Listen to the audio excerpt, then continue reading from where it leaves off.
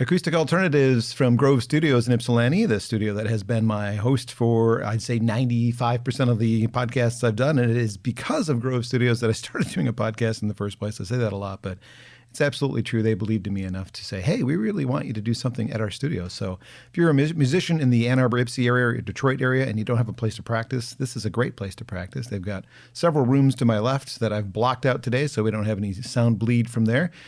We've got a podcast studio, obviously, here. So they say, get out of the garage and get into the studio. I encourage you to do so. Even if you're passing through town as a musician, maybe playing the Ark or something, and you need to warm up somewhere. You can book an hour here and get a little quiet time in and enjoy your studio. So today, I've been doing this since about 2 years ago. My 46th podcast is this one, and it's the first return visitor because everyone's only been here once. But last time we were wearing masks, Jill. Yes, I was thinking that. Jill Jack is here. Hello, Jill. Hi. I was totally thinking that when I was getting out of my car, and I'm like, I believe I had a mask on the last time I was here. We both did. I mean, I guess we could now. We're not completely out of the woods yet. No, we're not, but at least we're a lot better than where we were. Let's put it that way. We're going to talk a bit about that because that's largely what has happened since I saw you last. But I think a song is a great way to remind people what Jill Jack is all about, because singing is what you do. Tell me what you're going to sing. So I'm going to do a song that I plan on doing at my show that we'll talk about later. Yeah. And it's a song off my first album, and it's called Nowhere Bound. Nice.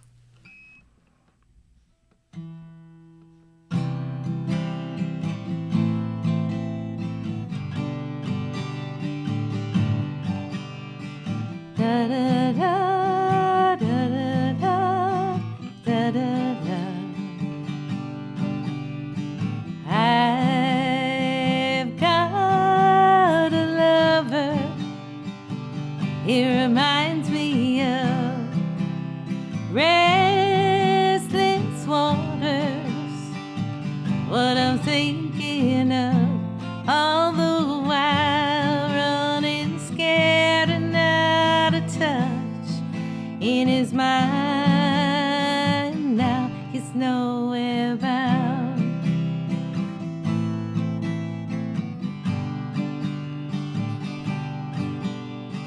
Da da da da da da da da. I've got a sister. She reminds me of storms and twisters.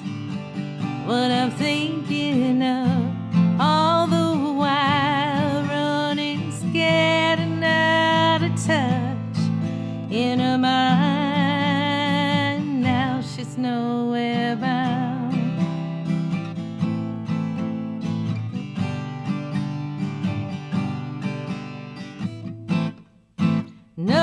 Nowhere bound, we're all running, questioning our way.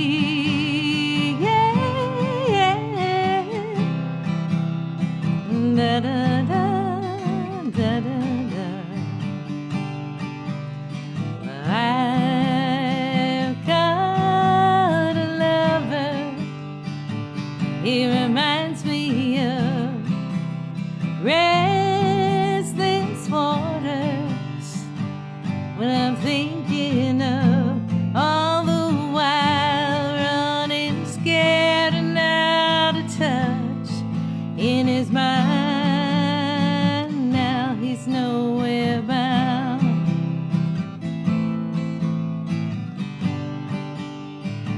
Well, he's nowhere bound, nowhere, and he's nowhere bound.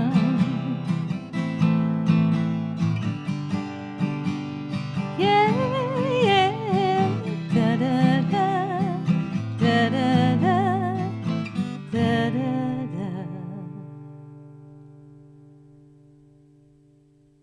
I think the song's about me. No. No.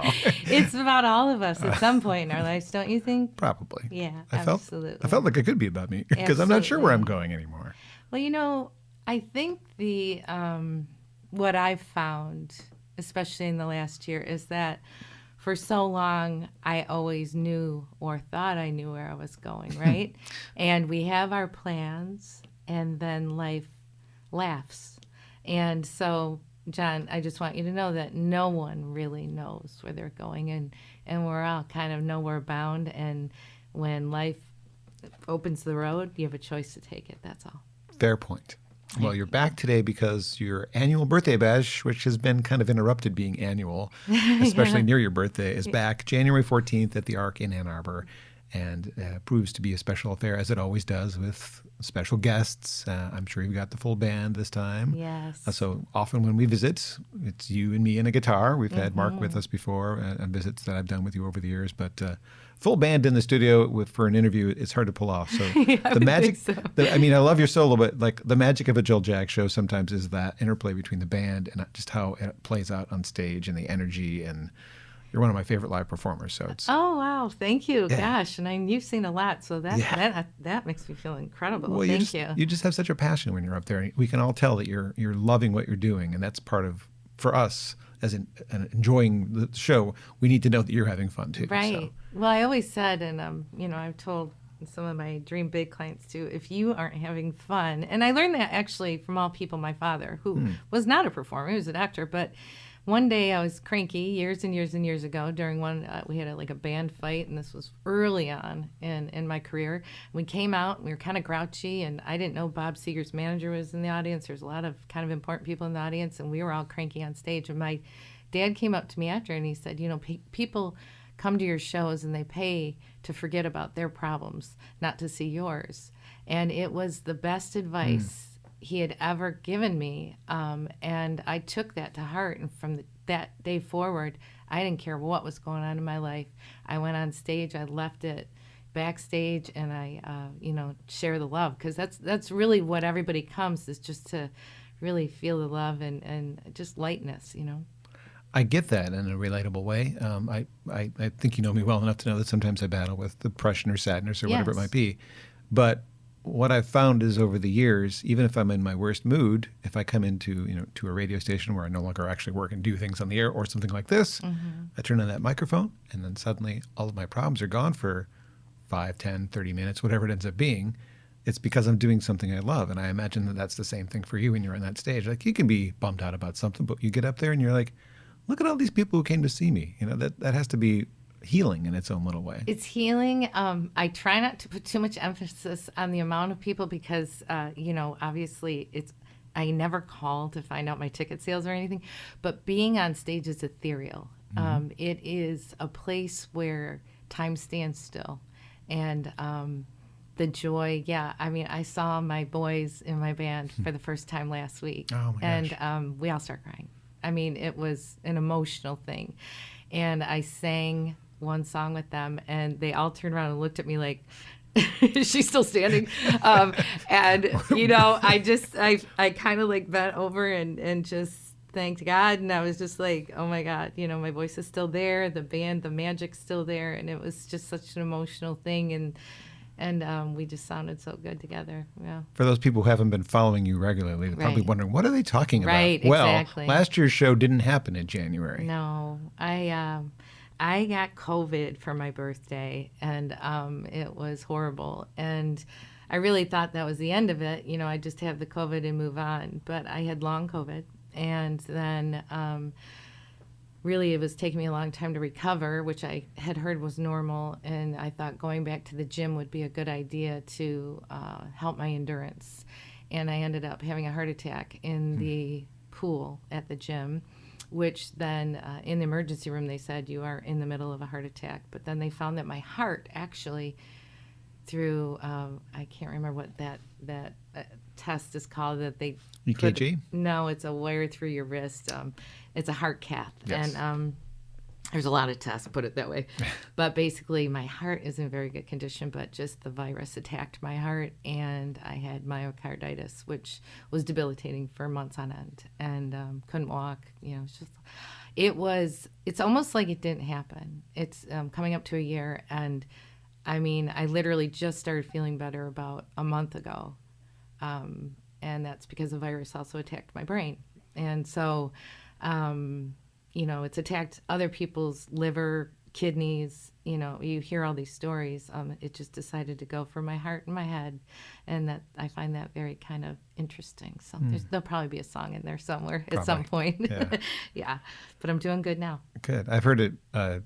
Other people's reactions have been like turning on an autoimmune disease like lupus that they didn't have present. It probably was dormant, but it was turned on by having been exposed or Right. having dealt with COVID. So it's nasty. It is nasty. And, for everyone out there suffering, I want to say that, I hope it gets better for you. It's different for everyone.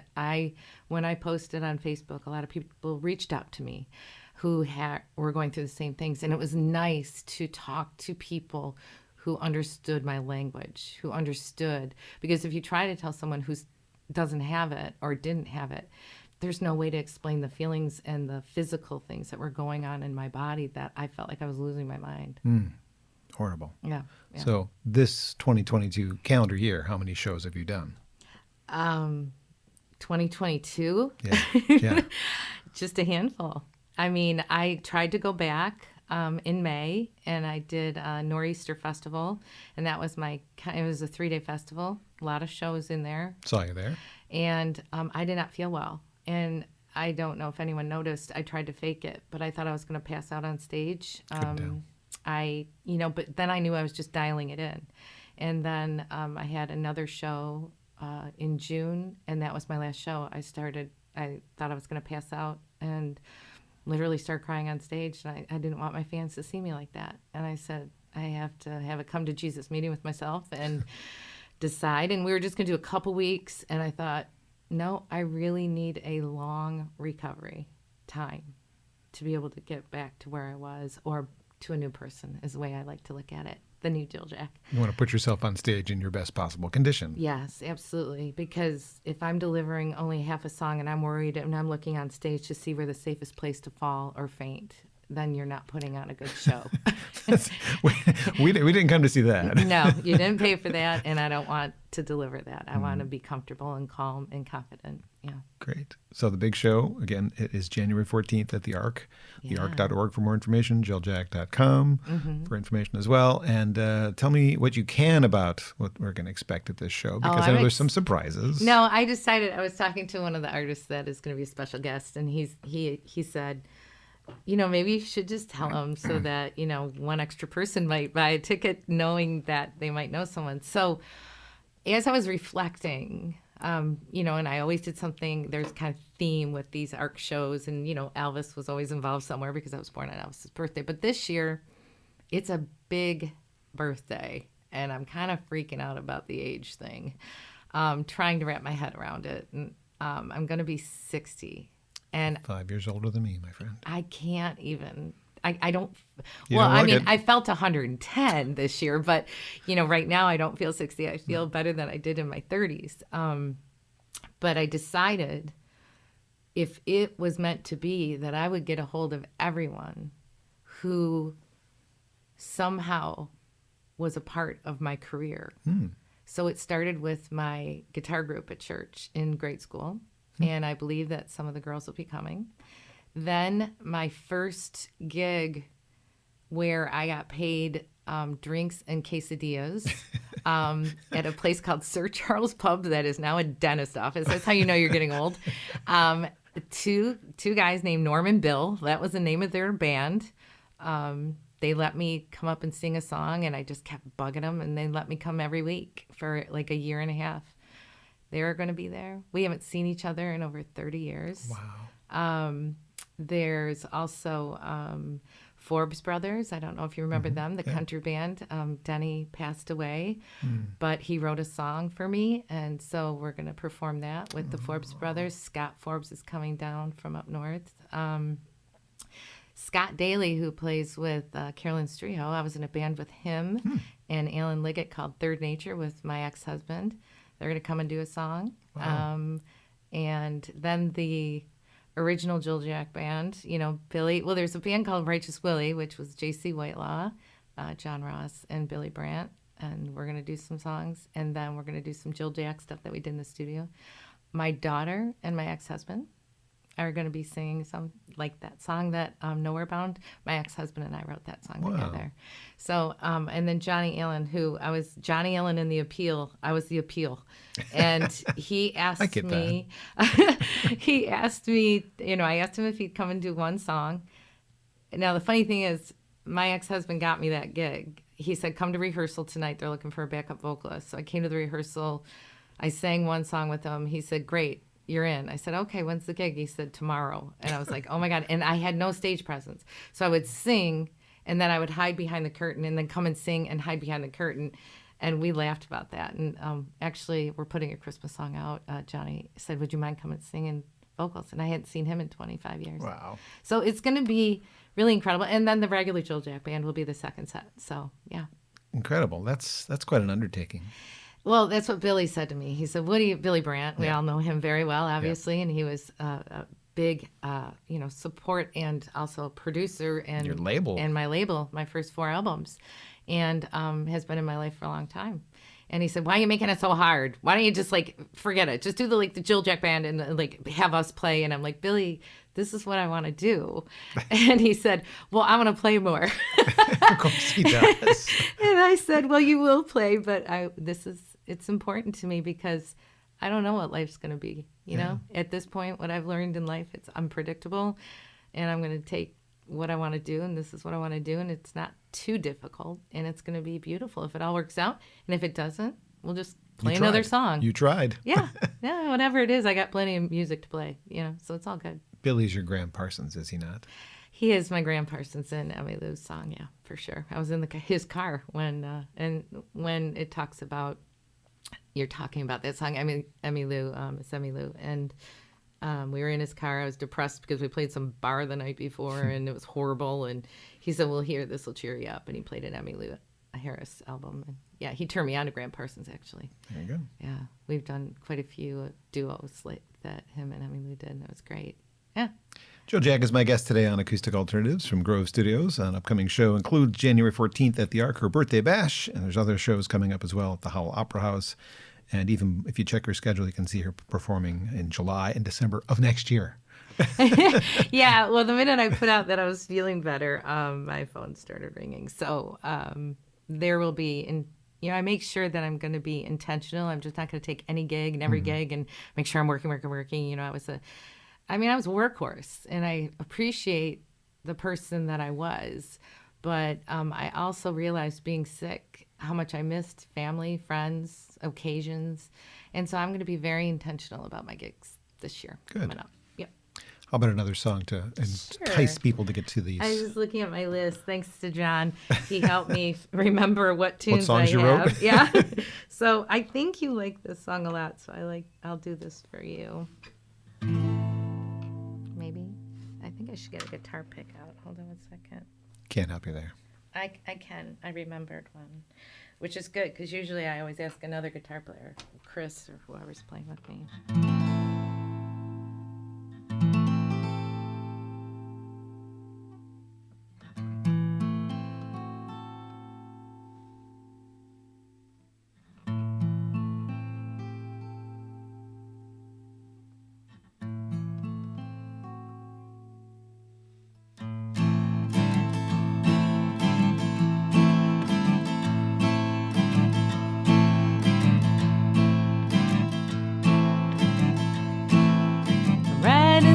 A cowgirl down a dusty dirt love trail, but sitting in the saddle of the comfort I know well.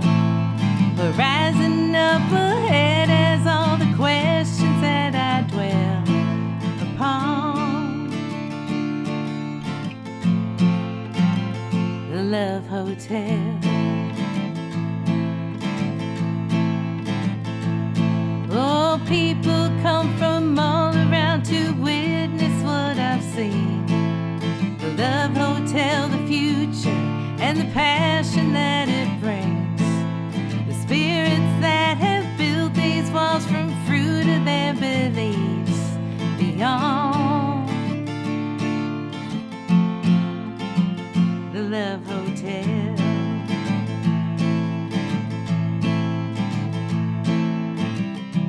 Bring me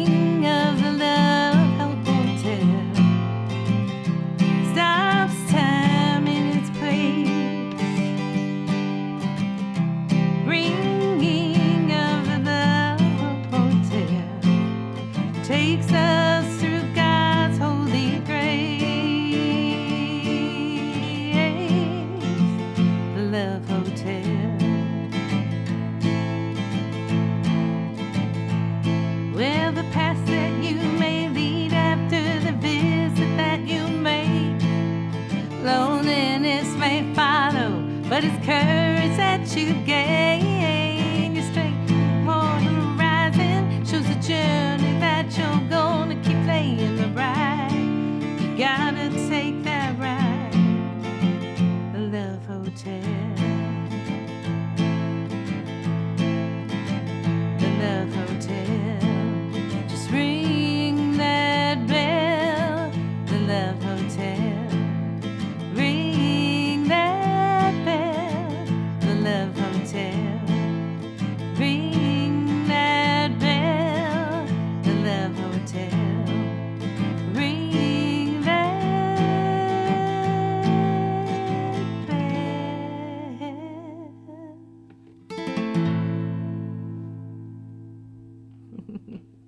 Jill Jack on Acoustic Alternatives, Love Hotel, title track of an album that came out, 15 years 400 ago? years No, ago. I don't know, a long time ago. Yeah. Do you remember what inspired that song? What? I do. I had a vision, and I think there was, no different than now. There is a lot of racism and hate, and that's what drove that song. I had seen something on TV, and I thought, wouldn't it be great? Well, that, and also my sister was going to India, and my mom is Irish Catholic, and my sister wanted to find herself in India, and my mom did not get it, and she was like, why can't she just go to church? And so it was just all of those things that inspired. I thought, wouldn't it be a beautiful place? I had this vision of riding a horse, which I don't ride a horse, in the desert, and then coming up to this beautiful door with roses over it, and you rang a bell, and when you went in, there was all these different people of all races and religions, and they all spoke differently, but they understood each other and respected each other and accepted each other, and that's what that song's about. That's an ideal world. It is an ideal I'd like to live in that world, actually. I believe I'm a forever optimist, and I will hope that it, one by one, we could make that happen. Jill Jack, definitely one of the most positive people I know. My guest today on Acoustic Alternatives. We're in Grove Studios in Ypsilanti, Michigan. And again, I'll mention that if you've got a band or you're a DJ, they've got a couple of rooms here for DJs to come practice and make noise in. And if you're disturbing your neighbors in the apartment next door, like, I'm tired of the pounding on the walls when I'm trying to just practice. There's a place here for you. You can 24/7. You can do it 3 a.m. if you want. But great place to check out Grove Studios. Again, thanks to them for making it possible for me to do this. It is a nice studio, and this whole setup is great. So yeah, listen to John. Come on out. Listen to John. Listen to John. Maybe that should be the name of your next radio show or whatever you're calling podcast. Sorry. Yeah, no, that's okay. Listen to John. I like that. I realized something while you were playing that song, so I was like coming up with my next topic to discuss. And I was looking for a number I know I had on my sheet here somewhere. I'm like, coincidentally, when I started this podcast, I mentioned it was the 46th one I've kind of done as part of the Grove Studios thing. And I noticed that's the exact number of Detroit Music Awards you've listed as having won, 46. I actually have 50 now. So that's an old piece we of data. haven't updated. That one of the things I haven't done while being sick is update my website. So sorry for anybody that goes there. We're in the middle of fixing it. But no, actually I won a few more awards for some of the new material that I released during the pandemic. Video. There was a video the video award, and some, I think, songwriter and something else. So yeah, I think we're up to 50 Wow. and we're close to it. And yeah, I used to be embarrassed in a way about it. And now I think age is changing that. And I am really proud of that girl who worked that hard to stay in the storm of things, which is a music business is a bit of a storm. Yeah. And to stay relevant and to stay, continually challenge myself to put out good music and to have appreciation for the people that vote. Those are people, they're other artists, they're venues, they're, producers. There's, so I'm very proud of that now. I'm not going to hide from it anymore. High five. It's got to be, I can't imagine anybody else has more than that. Well, I finally found a shelf that I can put them all on. So I was really happy. When your daughter moved. Yeah, when she moved, right. And I did the next day. She goes, wow, body's not even cold, Mom. But it looks really pretty there, and I like it. So, yeah, looks good. something I would like to see someday. Yeah, it put pressure on me when I was sick. I couldn't look at it when I was sick. It was like I can't look at that. But now I can be like, okay, let's go get them. Yeah. So in addition to the singer-songwriter thing, you do hold a day job as well, besides the Dream Big? So Dream Big actually was kind of, I don't want to say put away, but kind of. I lost all the clients during the pandemic. I do help some that are interested. If they, I'm always going to be open to helping artists and anyone, actually. It's kind of life coaching, so it's not just singer-songwriters. I did get a day job, and thank God I did, because it was right before I got sick, and they had short-term disability, and I was taken care of. So, yeah. Good fortune. And I really enjoy it, and it takes the pressure off. A lot of artists feel that we shouldn't get a day job and suffer, and it's just the world is too unpredictable right now to continue to think that. I mean, if you're Taylor Swift and you can tour, yes, but if you're an artist like myself, we put all our stuff together. We're our managers, we're our booking agents, we're everything, and the world is unpredictable. The shows could cancel. If you get sick, you don't get insurance, you don't get vacation time, you don't get anything like you that. Don't get paid. So you don't get paid, and I have bills like everyone else, and so I'm proud, and I really like where I work, and they actually were the first people to ask me to sing last week, so that's how I got my feet wet, and it was amazing. So yeah. That's great. Good timing on all that. Yeah. I'm glad it worked out for sure. Yeah, me too. Who knows? I mean, who knows what? Oh, I don't know. I mean, my husband was incredible and was my rock while I was sick. But there's in a marriage you got to both pay bills, things, cars, you name it. So yeah. So how was songwriting during that time? Was there anything happening? No, absolutely not. You couldn't do it. I couldn't even. So my brain was not functioning. There were times where I couldn't even talk. So my words, I've never had a stroke, and God hope I never have a stroke, but I couldn't put words together sometimes, especially if I got overtired. So I couldn't form words. It wasn't like I was forgetting the words. My mouth would not form the words. Wow. And so I didn't even want to think about picking up my guitar and trying. I think I would have been too depressed if it didn't work. So I just didn't. Yeah, no writing. Painting, yes. No writing. Painting doesn't require the same part of your brain? No, I guess not. Or if it does, nobody sees it anyway. I don't have to worry about selling it if it's bad. Well, what were you doing it for? Just yourself? It was peaceful.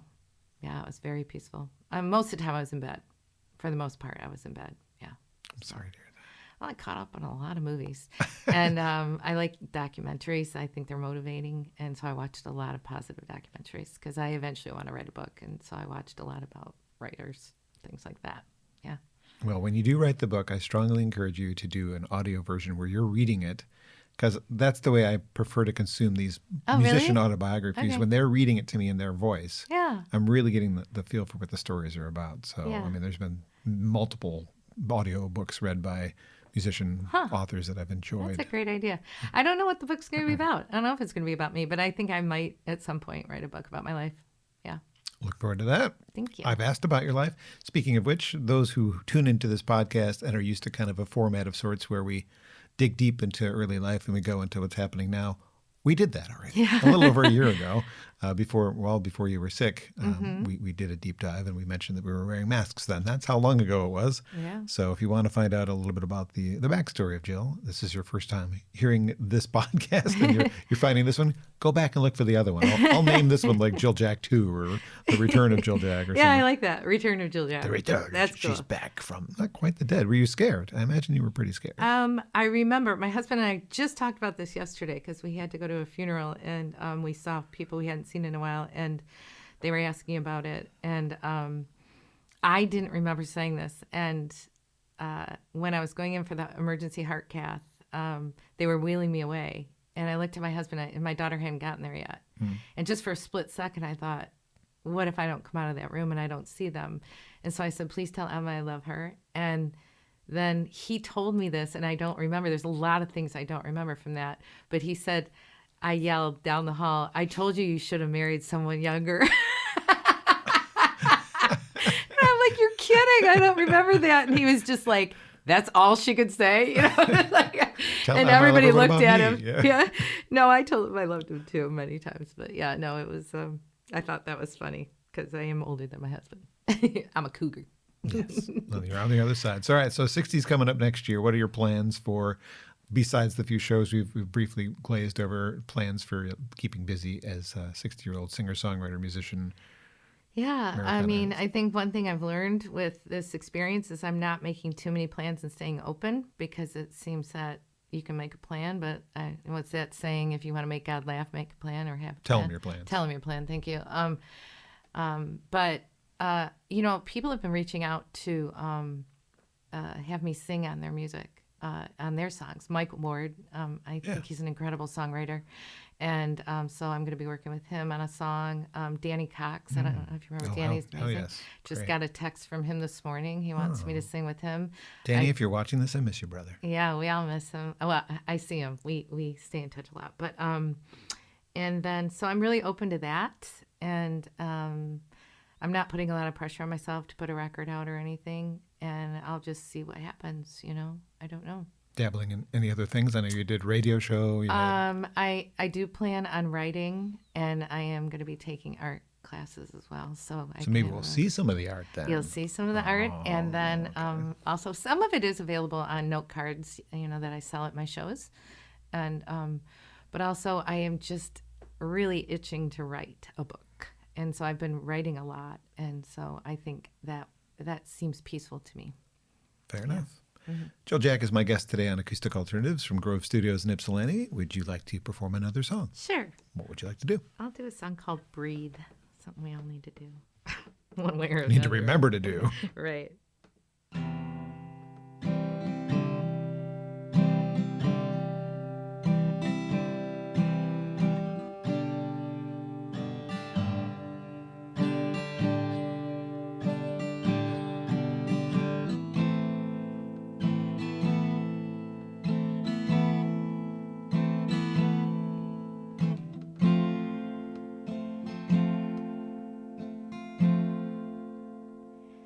Gotta breathe. Let it in. Push it out. Then do it again. Go on, breathe.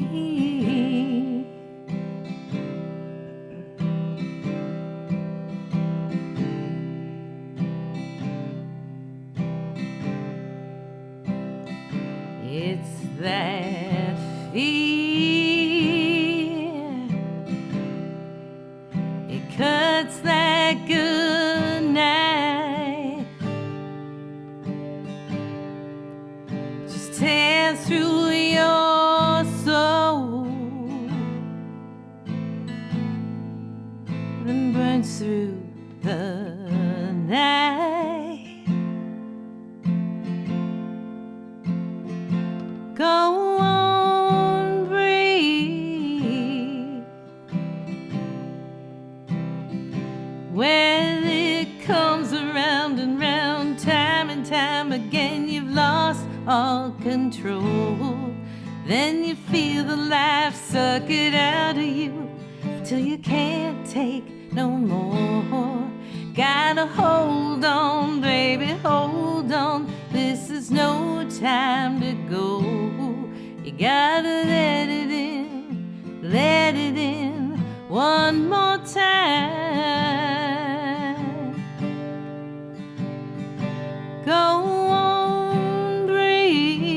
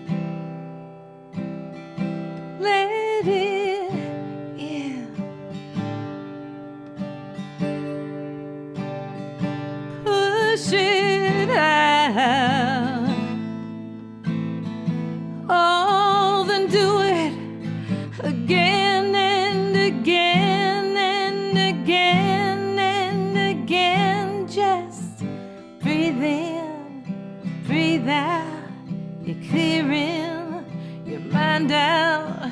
Just breathe in, breathe out. You're clearing your mind out. Go on, breathe in, breathe out. You're clearing your mind out. Just breathe in, breathe out. You're clearing your mind out. Just breathe.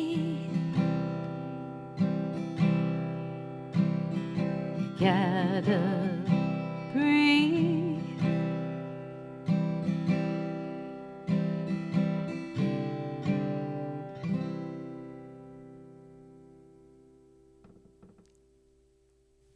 I feel calmer now. Well, it's funny. I wrote that at the Folk Alliance International. Mm-hmm. And because I was, I think you've been to those. I've never been, but it's very intense. Very intense. It's not a festival; it's a convention, and there's so many artists and so many just people, music, and it can mess with your head. And I found myself just holding my breath. And I went back to my hotel room. As you talk about people like pounding on the door, that whoever was next to me, I felt bad because I kept saying, breathe, breathe, breathe, breathe. And then I wrote that. And I joked to myself, well, if nothing ever happens with this song, maybe a yoga studio will pick it up or something. And it's so funny, but so many yoga teachers use this song in there. And I get texts from people, I heard you today at my yoga class. I'm like, yay!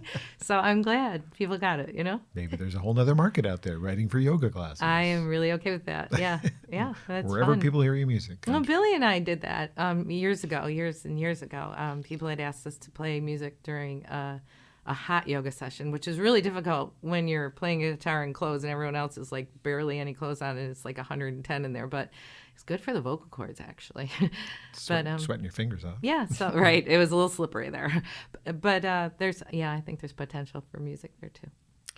Well, you were just discussing a music industry thing, and my topic that came to my head before that actually was, despite how positive you are on most things, it's kind of hard to be positive about the state of the music industry. And I'm not trying to be a downer about it, but just in all honesty, if you were starting today, not 30 years ago, it's really financially a very difficult decision to make, to choose a career in music, from what I can tell. It is. And you're not being a downer, you're being a realist. Yeah. And, I work with the Michigan State Fair Superstar Contest, and one of the things they win is I help them find a producer for their songs, and then I also do a lot of my consulting with them. And it is a different world than when I started. So some of the things I did won't work in this day and age. No. Including CDs. Yeah, including CDs. So to make a living, I don't know. I don't have the answer. I remember reading something about, who's the guy that wrote Happy? Pharrell Williams. Pharrell. And he talked about how many downloads, right? How many streaming he had of that. And that song was huge. I mean, it wasn't even a movie. It was a Disney movie or something. And it ended up, he only got $100,000 off of that song over a period of years, by the way. And so if he can't, you know what I mean? If he's complaining. So it's difficult. But the only thing I can say to artists is music is needed in this world. So however you can make it happen, make it happen. Now, what a lot of people don't know about me is that I, was a single mom. I mean, my ex-husband was involved, but he traveled and he did a lot of things. But I had to work a day job and sing full time and raise a kid and take care of my sick parents. So anytime someone has an excuse, I know you've had Mark Jewett. I don't know if you have Mark Jewett on the show, but Mark Jewett, when he first started, he was asking me, how do I do this, And he said, I have a job. I said, so? And he said, well, I have a family. I said, so? So every excuse he gave me, I go, so do I, so do I, so do I. So really it comes down to dedication, perseverance, and just the love of your art.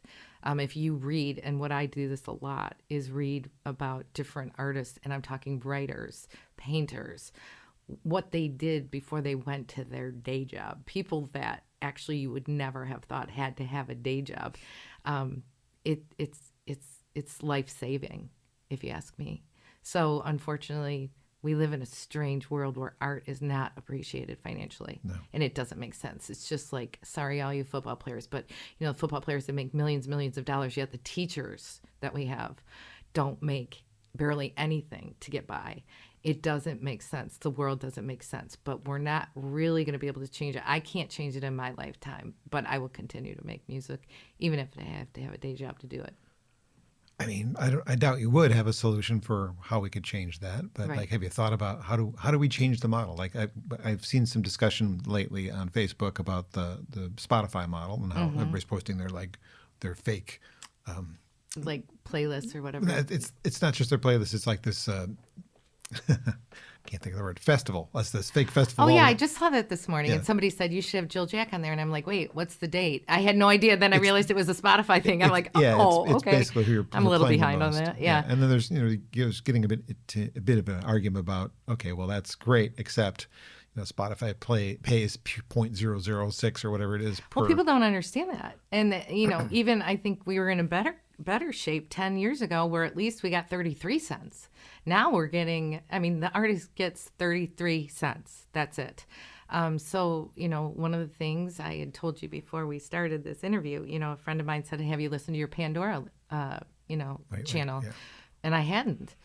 So I started listening to my Pandora channel, and I asked my web designer, I'm like, can you put my Pandora channel up? And, at least I will get something for that, right? People still buy my CDs at shows. I don't dare ask them, do you have a CD player? But I think what they're doing is they're buying the experience, and they not necessarily can play the CD, but they take me home with them, and that's what they do. So what do you do for marketing? What do you do for merchandise? What do you do? It's a whole new ball game, and it's sad. But music, if you're a musician, you have to do it. It's in your blood. You have to play. You feel it. You can't. I think I'd go a little insane if I thought I could never play again. Without revealing too much, do you make a decent margin on a CD sale, or? Oh yeah, you do. You definitely make a decent margin, especially what I do. And by the way, pay wise, I'm at a place, but it took me 30 years to get to what I pay. I know there's artists that won't walk on stage unless you're going to offer them a certain amount, and I'm at that point too. You've got, if one more person says to me, play and I'll give you exposure, I don't need to be exposed anymore, sir. No. No, you don't go to work for free. I'm not going to either. And I tell all my artists that please do not work for free. If it's just enough to pay for your gas, respect yourself enough and respect your art. Because if you choose to do it for free or you don't and someone else does, you're not going to get those gigs. And the people who are working for free, shame on you, because you're taking it from other people. We all need to get paid. Right. We need to get paid to do this. This is work. People think we just walk up to a microphone. We don't. We have to. These venues who want us not to work for, want to work for pennies, but don't forget to promote so we can put butts in the seats. Come on, it's a whole thing. And what I do for each show, you've got to rehearse, you've got to get your band together, you've got to promote, you've got to get it out there, you've got to, pay for gas to tour. It's a lot. And on top of it, somewhere in there, you're supposed to be creative and write the music, right? And then you have to learn how to edit video and edit audio and all these things that you've been teaching yourself, I've been right? teaching yourself to be a marketing director. Right, It's a complicated career choice. Yeah, I luckily, I have been very good at marketing, and it came naturally to me. But I also realized early on, that's 50% of this game. This whole thing is 50%. And there's a lot of artists who don't want to market. I said, then good luck getting people at your shows, because they're not going to find you in this pool of where we are in social media. Right. You've got to be loud, you've got to be present, and you've got to make your content really count. Don't just put something up there. Make it count. Make it interesting. Good advice. Yeah, that's what I did with the Keynote Sisters, and it really worked. Now they're shaming me. They're killing it. So yeah, they're doing great. I was sitting behind Aspen Jacobson's parents at a concert last night at Trinity House with Josh Davis, and your name came up, and just as one of the folks over the years that you've mentored and helped along the way. Yes. So I totally love that you've done that to many people I've interviewed and had contact with over the years. The fact that you're like this stepping stone for them to be heard by people like me. So I love thank you. it. And I love that they all, I feel like a mama bear watching them all do great. You know, I have a new client right now, Joe Jarvis, and he is the Michigan State Fair winner. And he's young, he's hungry, he's really like, you know, and it's actually like kickstarting me because I'm like, oh yeah, right. I forgot what it was like to be excited, you know? So yeah, and he's incredible. And I said, but Joe, you got to market yourself. And he's hungry and he just wants to listen. He eats up everything I say. It's great. Yeah. Awesome. Well, Joe Jack is my guest today on Acoustic Alternatives. Speaking of free, I've been doing this for free most of the last year without a sponsor. So if you're enjoying the podcast and you think, hey, you know, I know a business or I'm a business and I'd like to sponsor, feel free to reach out to me. I would love to give you the exposure that I think this podcast has been building. You know, the last one with Glenn Phillips was a very successful one. You can look back and hear ones with Willie Porter and Jonathan Brooke and Brian Vander Ark and Rachel Davis. All these great musicians have been guests on the program, and it's again Jill's my first return visitor to the podcast. And you need a sponsor. Sponsorship is important. So if you're out there and you like John's always had an incredible selection of music and musicians, and he's got a great voice to listen to, by the way. It's so soothing. Thanks, Joe. And sponsorship, you need it. Yeah, so somebody give him a call. If it happens, it happens. It will. Think positive. Saturday, January 14th at the Ark is Jill's annual birthday bash, the return of the birthday bash, which has a little bit of a hiatus in it, and it sounds like it's going to be a really exciting show. It is. One more song? Sure. Let's see. What shall I do? Well, you've got a lot to pick from. I know. 30 years in the music business, you say. I know. Holy moly. That's a long time. I think I'm just going to do this song because it's about living. And we want to do that.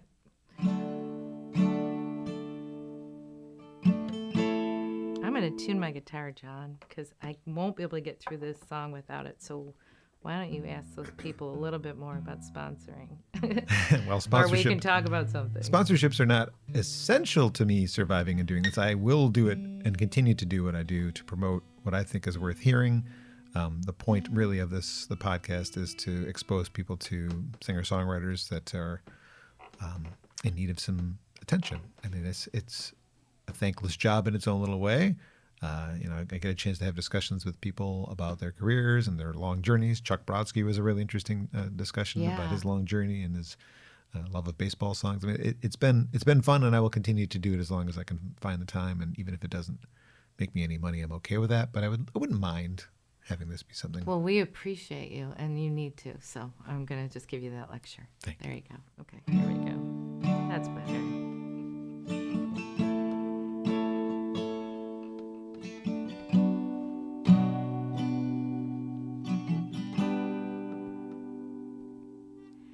Wanna die laughing, wanna love till it hurts, wanna smile with the joy of a 2-year-old who feels all the love in the world. I wanna live without deadlines, wanna walk through a fire and not get burned. I wanna view the world like a painter, colors of life in this world.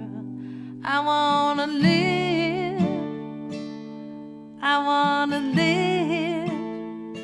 like there's no tomorrow.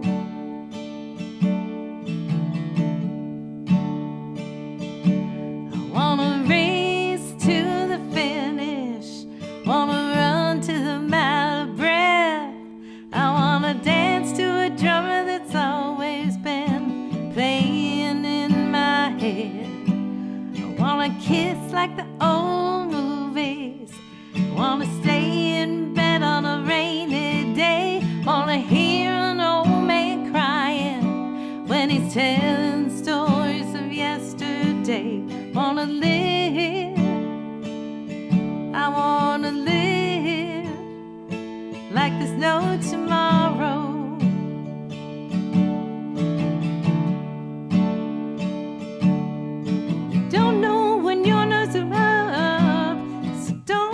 Drinking from that cup, you gotta live big, love large, like you can't get enough, like you can't get enough. Oh no,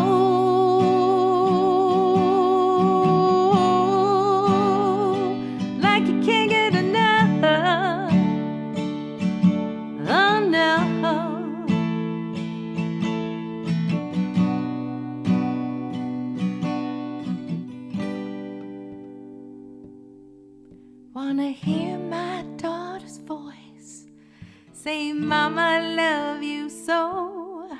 I want to feel the arms of a good, strong man who'd never let me go. I want to cook a big breakfast, invite everyone I know. We'd sit and talk and laugh for a while and say, man, where'd the time go? I want to live, yeah. I want to live like there's no tomorrow.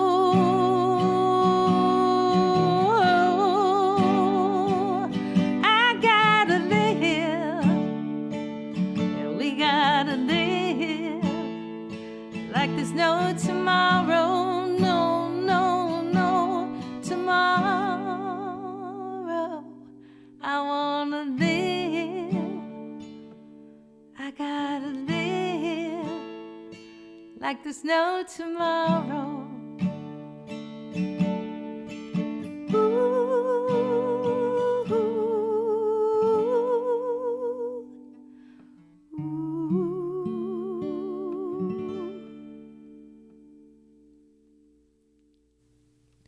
I got a little choked up because I was thinking about the fact that you might not have. Right? You might not have. That's the title of your book, by the way. Is it? Okay. It is. All right. There you go. I love it. I'm willing that into existence. Your book called Live Like There's No Tomorrow. Perhaps an accompanying best of CD to go with it. No tall order, dear. No? No, that sounds really exciting. That feels good to me. I like that. Yeah. I'm glad we were able to get together and do this to tell people about this exciting show you've got going on in January with all these guests from your past. That sounds, I mean, you come up with something new every year. I'm not surprised. Well, one of the things too is I was afraid that I couldn't do, part of the planning was I was afraid I couldn't do a whole powerful show. Not to say that this won't be, but this is very storytelling. And then to make sure that I can endure the entire show. I can talk, then sing, then talk, then sing. And 2 sets. Yeah, 2 sets. And it will be, and the volunteers will be happy. I won't be till midnight like I usually am. So I promise to cut shorter, ladies and gentlemen who volunteer at the Ark. There was like, oh my God, is she done yet? Yeah. So yeah, the plan is, it's really exciting. And everyone said yes. I don't know how you're going to get them all backstage because it's not that big. No, back it's there, not. I'm going to have to figure that out. But I already talked to the Ark and I warned them, and I talked to the sound man. And he's excited about it. He's willing to take it on. So Great. It's great. Yeah. Pleasure to see you. So good to see you. Thank you. And I missed you and I love you. I missed and loved you too. Okay, good. Look for more Acoustic Alternatives podcasts, or listen for more because they're available in audio form as well, if you're depending on what you're listening to. But I don't know who's next. It was going to be Shannon Lee, but she had to reschedule because of a thing. So we'll get back to visiting with her. Listen to her music. Oh, that her new EP is music. really good. Yeah. Wow, it's great. Yeah. Looking forward to that. So appreciate Grove Studios again for being an excellent host to my podcast. Thanks to them for encouraging me to do it in the first place. It is one of the joys of my life. And thanks for listening.